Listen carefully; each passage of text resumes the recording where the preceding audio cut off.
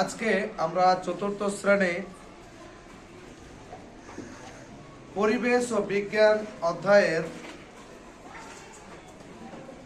আমাদের পরিবেশ বিদ্যা পাতা নম্বর 47 পাতায় রয়েছে। বিষয়টাকে আমরা একটু হাতে কলমে দেখব। একটা বোতল নিয়েছি, এর জন্য বোতলে আমি ঠান্ডা জল নিয়েছি। তোমরা দেখতেই পাচ্ছ যে বরফ ভিতরে ভাসছে, তাই না? এই যে নড়াতে গেলে বুঝতে পারছো? এবার এর বাইরে অনেকগুলো দেখো ছোট ছোট জল বিন্দু পরিণত হয়েছে। তোমরা অনেক সময় আইসক্রিম খাও, গ্লাসে জল রাখো, ঠান্ডা জল বা আইসক্রিমটা রাখো, বাইরে বিন্দু ছোট ছোট করে বিন্দু পড়ে যায়, তাই না? কারণ কি বলতে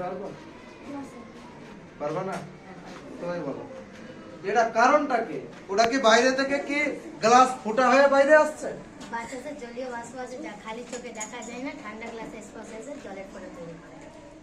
ঠান্ডা বাতাস মানে কি বললাম বুঝতে পারলাম না। বাতাসে জলীয় বাষ্প আছে যেটা খালি চোখে দেখা যায় না, ঠান্ডা জলের স্পর্শে এসে ফোঁটা তৈরি করে। আচ্ছা, গুড গুড, খুব সুন্দর হয়েছে। তুমি বলো। বাতাসে পানির মধ্যে অনেক জলীয় বাষ্প আছে। বাতাসের জলের মধ্যে আবার জলীয় বাষ্প আছে। আচ্ছা, তারপরে জলের বাতাসের মধ্যে অনেক জলীয় বাষ্প আছে। সেই জলীয় বাষ্প বাতাসের জলীয় বাষ্প ঠান্ডা জলের স্পর্শে এসে ছোট ছোট বিন্দু জলকণায় পরিণত হয়। তুমি পারবা? তুমি? আচ্ছা, আমি একটু বলে দিই। সবাই আর ইউ রেডি? দেখো, এটা একটা বোতল, তার বাইরে দেখো ক্ষুদ্র ক্ষুদ্র ক্ষুদ্র ক্ষুদ্র সবজি পড়েছে, বিন্দু পড়েছে, তাই না?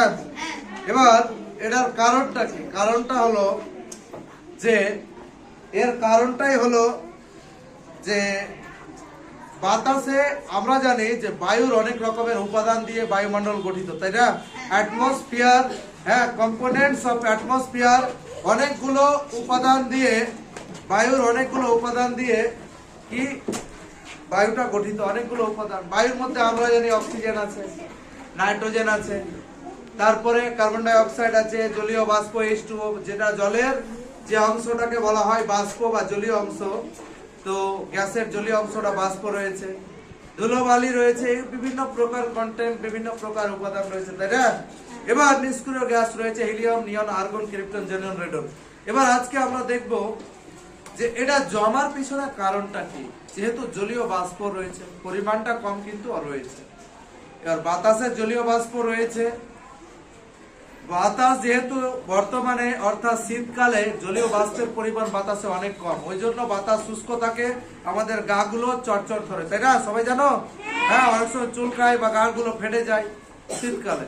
কিন্তু গ্রীষ্মকালে বা বর্ষাকালে জলে জলীয় বাষ্পের পরিমাণ কম থাকে বলে আমাদের গা গুলো কি হয়, শুকিয়ে যায় না, ফেটে যায় না, এইসব কারণ।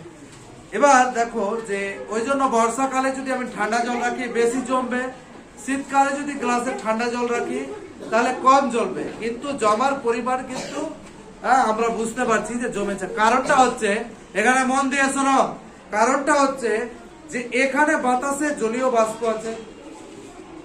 এই বাষ্পগুলো, জলীয় বাষ্পগুলো এই যে গ্লাসে যেহেতু প্রচুর, এই বোতলে দেখো যে বরফ রয়েছে ভিতরে বা ঠান্ডা জল, এই ঠান্ডা জল মানে বাইরের অংশটা প্রচুর ঠান্ডা। এর বাতাসের অংশটা যখনই এর গায়ের আশেপাশে চলে আসছে বাতাসটা, তো জমে গিয়ে বাতাসের জলীয় অংশটা জমে গিয়ে ফোঁটাগুলো তৈরি করে। কে কে বুঝতে পারলো না? একই রকম ভাবে শীতকালে তোমরা দেখবে ভোর বেলায় কুয়াশা তৈরি করে, বা অনেক সময় দেখতে পাবে যে দূরে কোনো কিছু দেখা যায় না, দেখেছো? তো আমাদের পরিবেশবিদ্যা 47 পাতায় একটা চিত্র আকারে এটা লেখা রয়েছে যে কি এখানে কেন হয়। দুটো গ্লাস ছাপা রয়েছে। তো কারণটা এটাই যে বাতাসের জলীয় বাষ্প ওই ঠান্ডা অংশের সংস্পর্শে বা ঠান্ডা অংশের কাছাকাছি যখনই আসে তখনই বিন্দু আকারে, জলবিন্দুর আকারে জমে যায়। বুঝতে পেরেছো সবাই? এর জন্যই হয়। বুঝতে পেরেছো? আচ্ছা, ঠিক আছে।